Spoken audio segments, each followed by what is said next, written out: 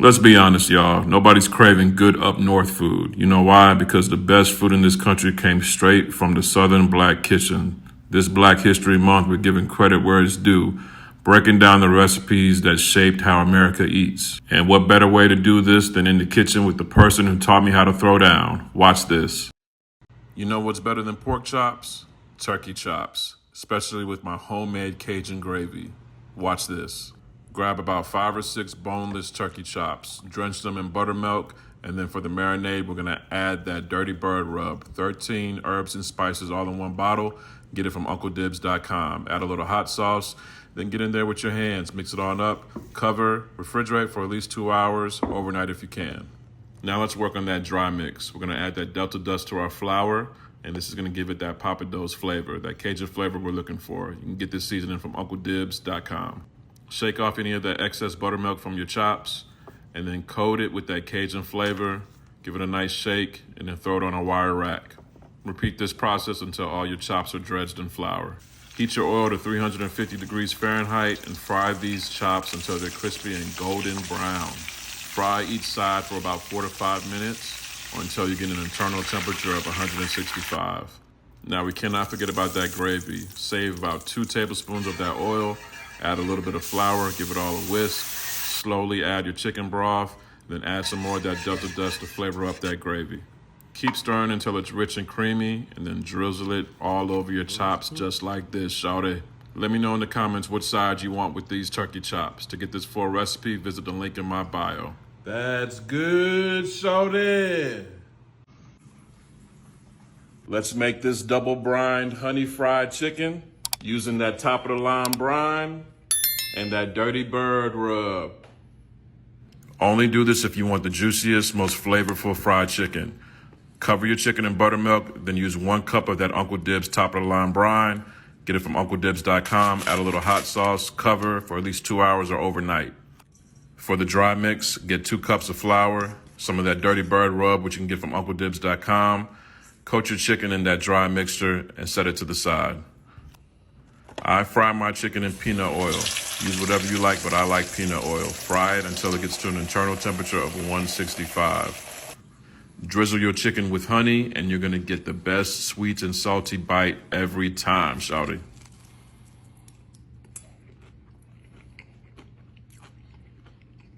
That's good, shawty.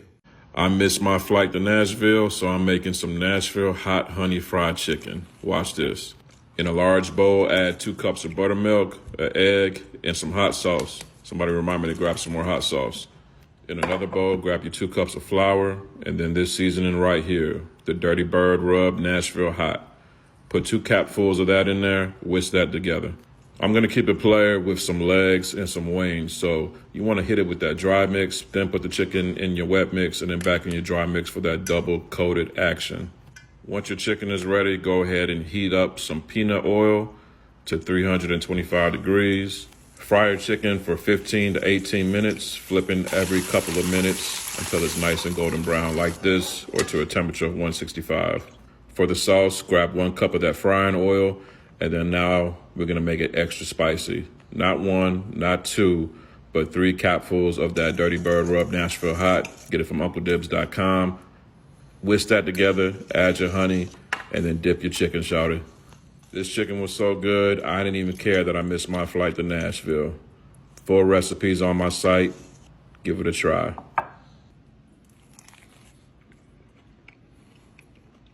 That's good, shawty. Hey, forget the hassle of deep frying a whole turkey outside this year. This is the safest way to get that crispy, juicy turkey without burning down your house. Watch this. What we're doing here is a deconstructed fried turkey. We're gonna use 2 thighs, 2 legs, and 2 turkey wings to make a fried turkey platter. But first, we have to brine.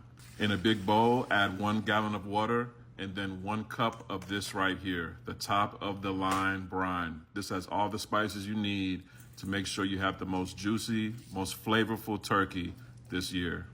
You can grab the brine from UncleDibbz.com. Add your legs, wings, and thighs to that brine solution and then top with ice.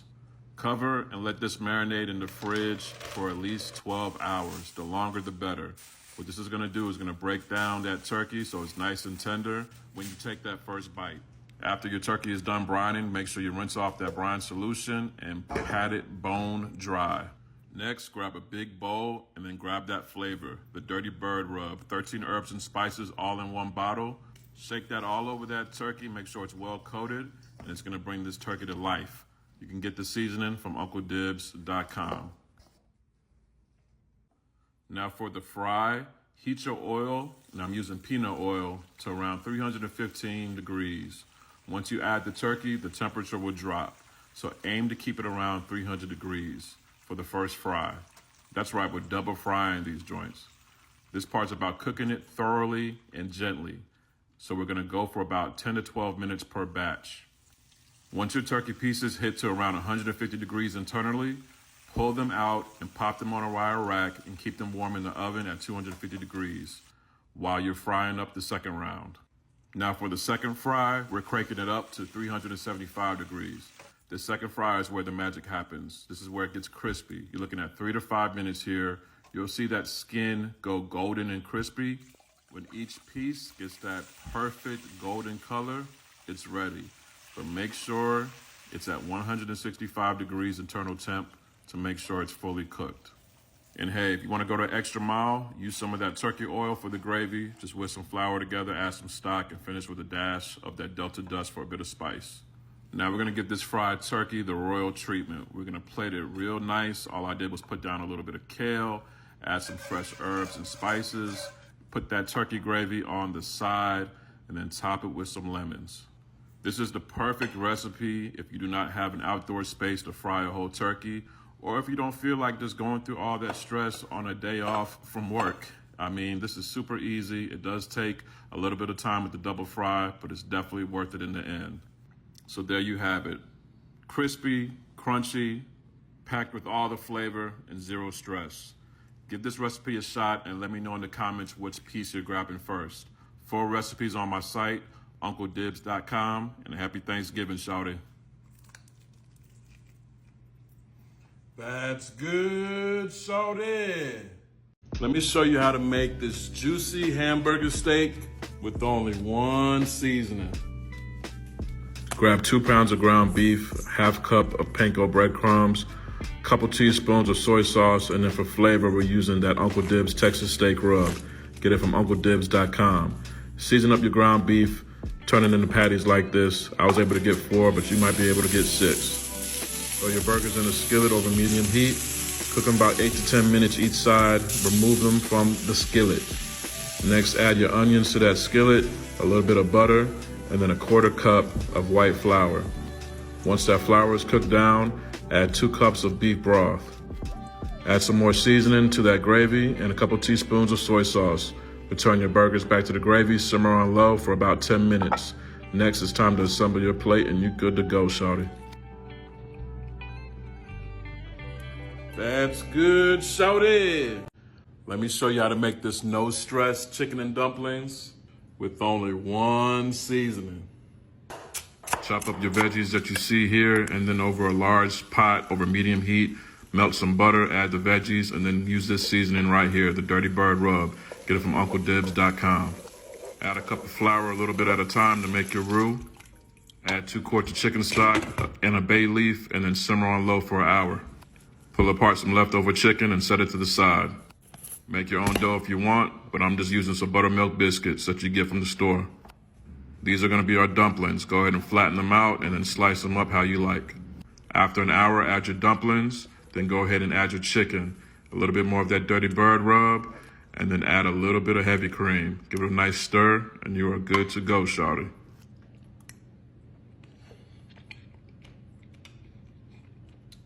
That's good, shawty. Do not make another seafood boil without my big back butter. Don't worry, Unc's got the recipe. Watch this. Here's everything you need for your seafood boil. Full amounts will be in the caption below.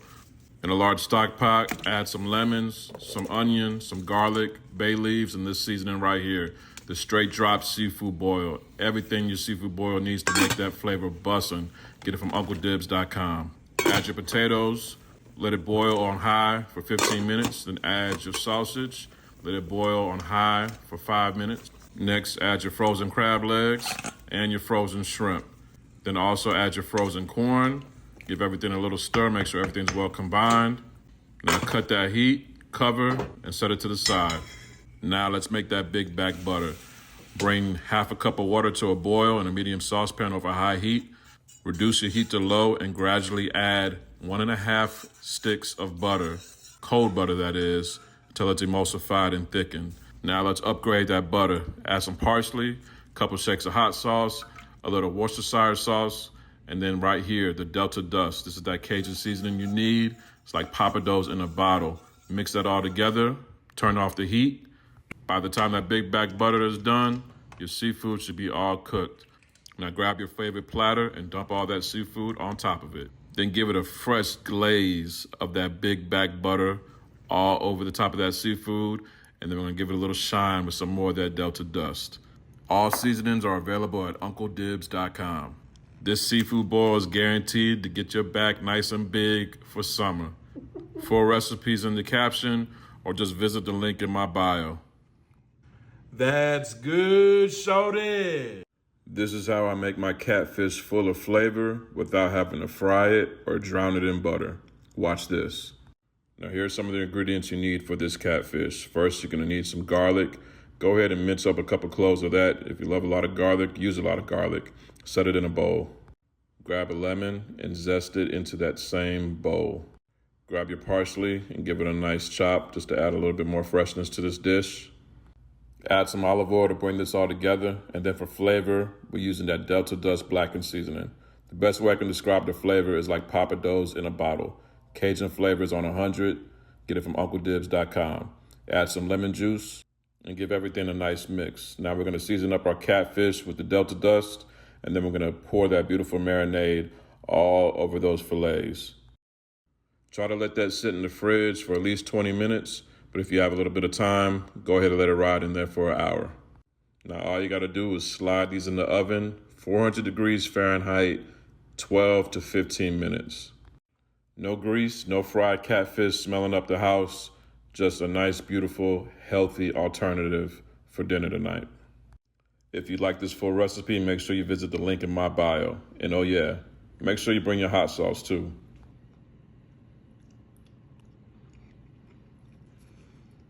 That's good, shorty. You know you can make those char-broiled oysters at home, right? Here's the recipe. Watch this. Here's a quick look at the ingredients you need. First, we're gonna shuck our oysters. Crack them open at the joint and then place them on a wire rack to keep them stable. All that oyster liquor is valuable. You do not want to spill it. Next, let's make our Cajun butter sauce. Just melt some butter over a saucepan, add some minced garlic, and then this seasoning right here, the Delta Dust. It's like Papados in a bottle. You can get it from UncleDibbz.com. Add some parsley, let that simmer on low, bake your oysters for 2 minutes at 500, and then pour that garlic butter all over your oysters. Bake for another 2 to 3 minutes at 500. Remove and then sprinkle that Parmesan cheese all over your oysters. Broil on high for 2 minutes and then you're good to go. Now let me know in the comments if you want to see the char-grilled version of this recipe. But for this one, full recipes in the caption or in the link in my bio. That's good, shorty. If you never sat in church on a Wednesday night for 2 hours while your mom had choir rehearsal, I don't want to hear about your mac and cheese. This is my mother's mac and cheese recipe, y'all. Here it goes. Make sure you grate your own sharp cheddar cheese. Save what you can't grate for the sauce later. Grate at least 2 cups of that, and then at least half a cup of shredded mozzarella cheese. And what I like to do when I'm shredding any type of cheese, I put a paper towel down just so it's easier to transfer from the paper towel into a bowl. This makes cleanup a lot quicker. Now we got the hard part out the way. Boil your macaroni in salted water until al dente.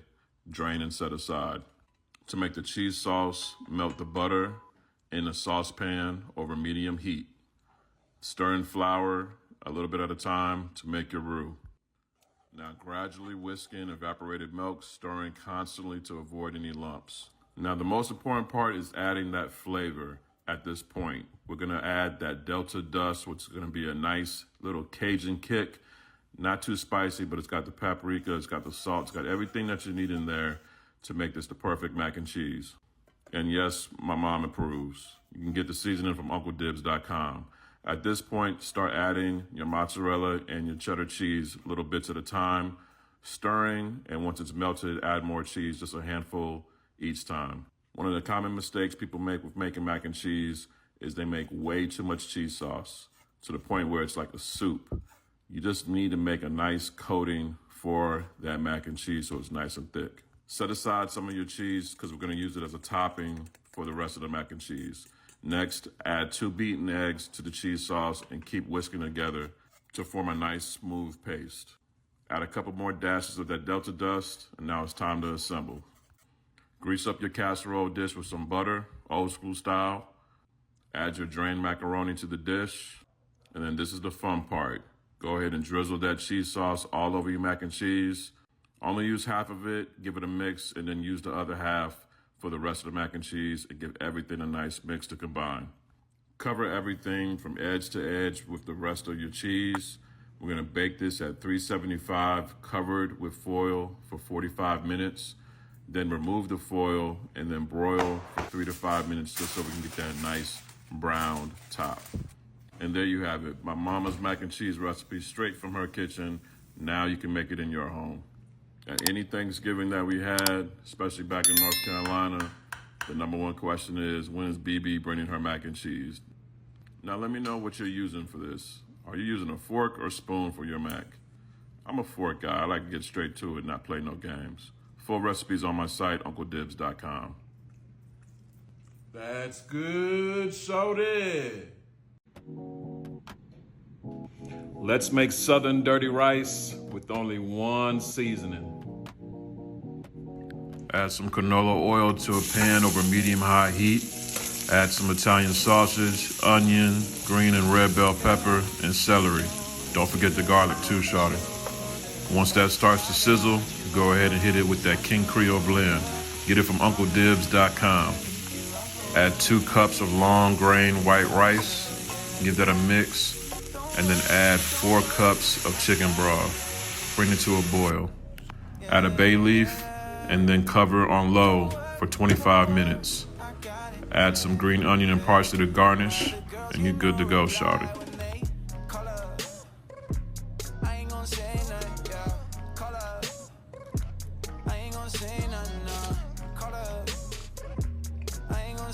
That's good, shorty. Uncle Dibbz red beans and rice, and the only seasoning you're gonna need is that King Creole blend. Y'all know Mardi Gras season is here, so you know we gotta do it. First, chop up your veggies, your onion, your green pepper, your celery, parsley, and then make sure you soak those beans overnight, y'all. First, we're gonna cook our andouille sausage, and then pull it, and then add your holy trinity, onion, green pepper, and celery. Let that sweat, and then add some parsley and garlic. Put your beans and sausage back in, add 2 quarts of chicken stock, and then for seasoning, we're using that Uncle Dibbz King Creole blend. Top it off with some hot sauce, a couple bay leaves, let it simmer on low for 4 hours. While that's cooking, don't forget the cornbread too, shawty.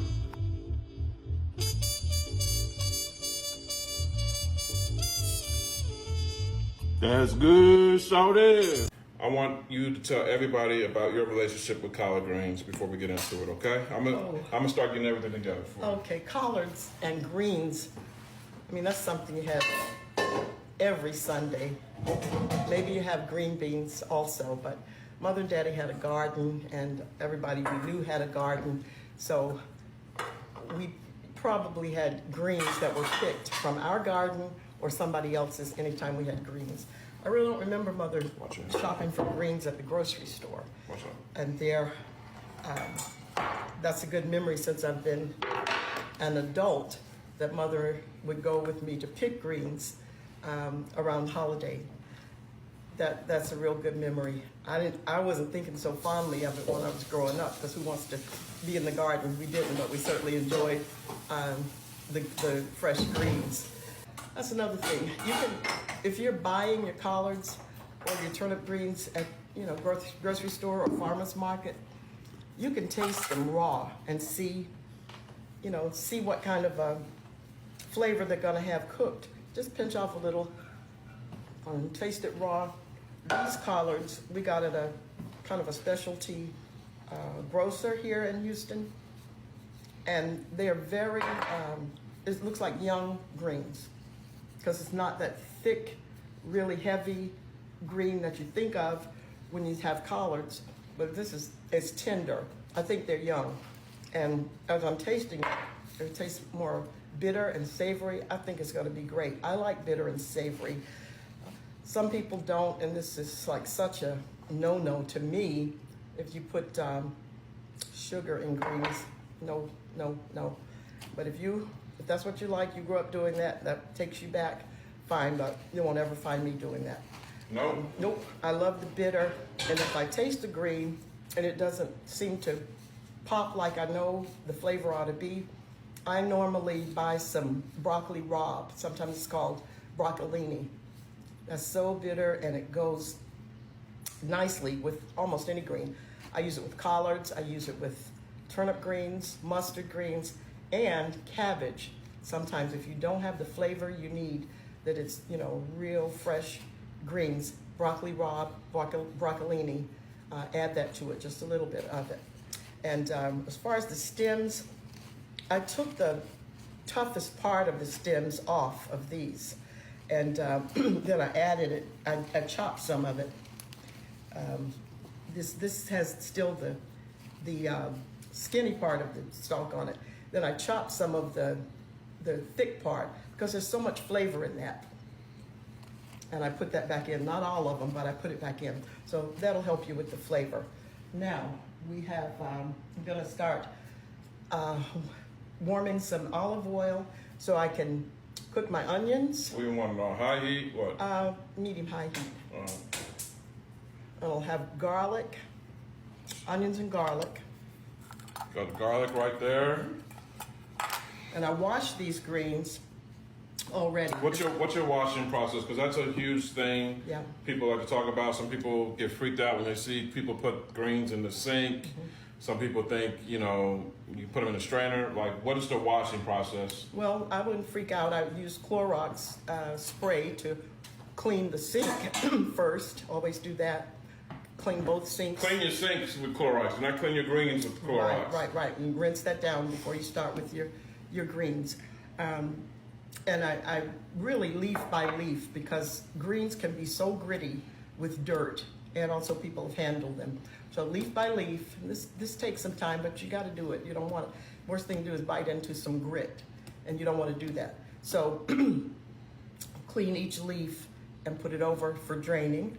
When that's clean and drained, I line the leaves up just so it makes the chopping of the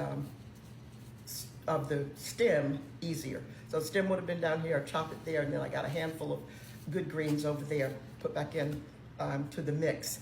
When the onions and garlic and olive oil are ready, I'll put the greens down.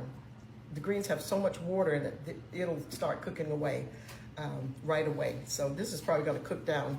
This is 3 pounds, but it's probably going to cook down to look like 1 pound when it's done. All right, so so what are we going to use? We're using a Dutch oven for this? We're using a Dutch oven, but we're not going to use the lid, and I'll tell you about that later as we go. Okay, so we got that heating up too as well. For these collard greens, like she said, we just got our greens here. We got our chopped onions too as well. You're gonna use minced garlic or whole garlic? I'm gonna use minced.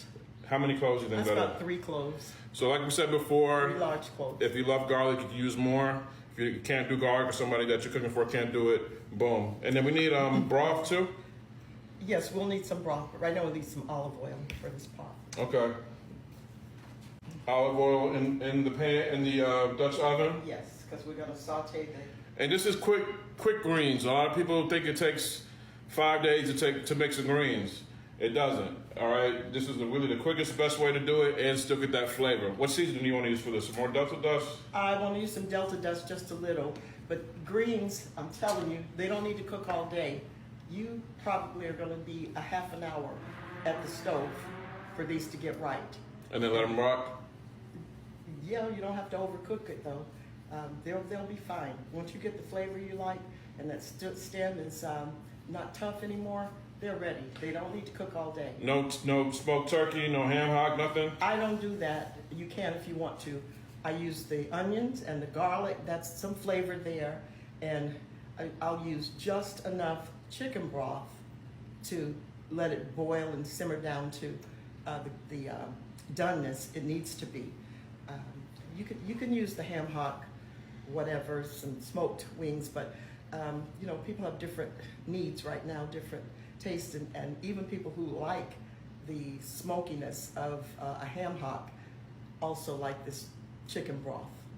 So this is perfect if you got kids and they vegetarians, or if you are vegan, whatever. This is a meat-free, no meat at all, no pork, nothing, recipe. So this is an actual great alternative to what, because a lot of times you go to a soul food spot and somebody's like, oh, I don't eat meat or anything, right. And then they be, oh, just have some vegetables. All the vegetables got pork in it. Right. All the vegetables got chicken in it. All the vegetables got turkey in it.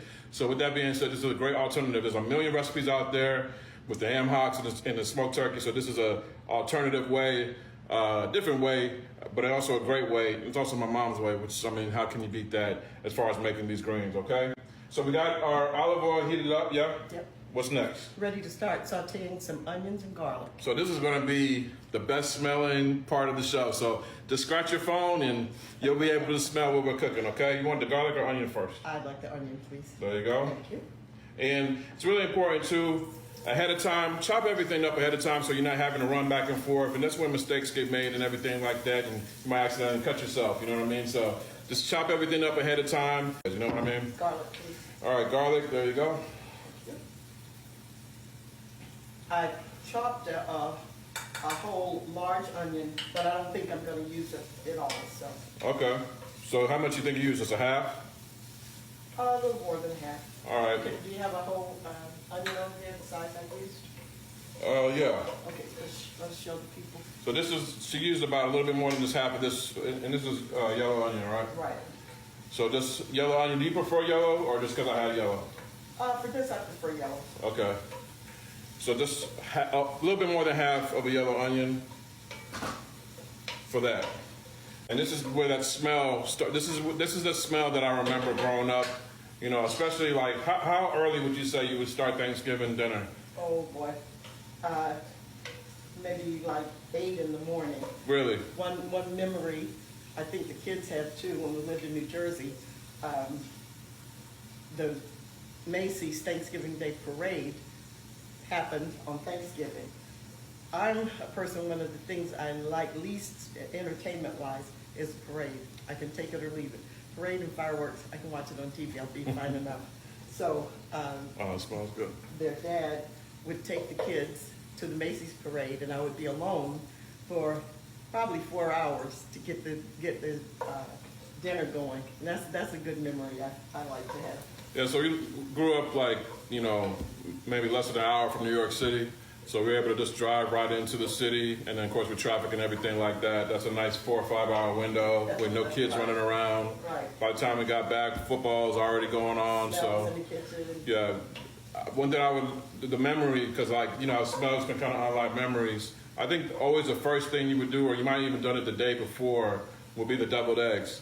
And the deviled eggs would just be chilling in the fridge because you don't want to serve hot deviled eggs. You want them kind of cold.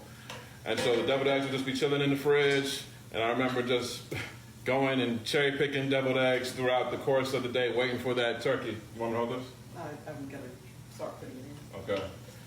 So this is unlocking some memories. So you're just doing a handful of greens at a time? Yeah, I'm going to put them all in. Okay. And the greens still have water on them from being washed and rinsed. So this water's gonna cook right out of these greens.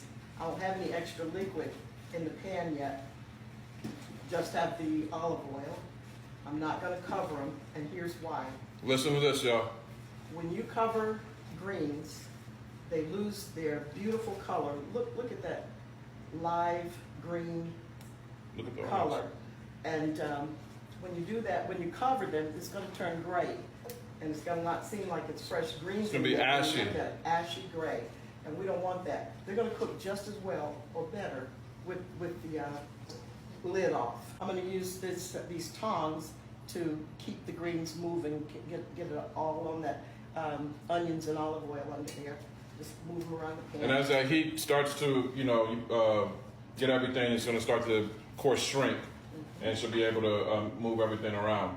But that's one of the most important things I learned about the greens, learning from my mom, is to keep them uncovered while you cook them, and it'll maintain that rich green color. I mean, they're called greens. Instead of looking, you see those greens that look like they've been sitting out all day at a buffet. They're called grays. They like black or gray.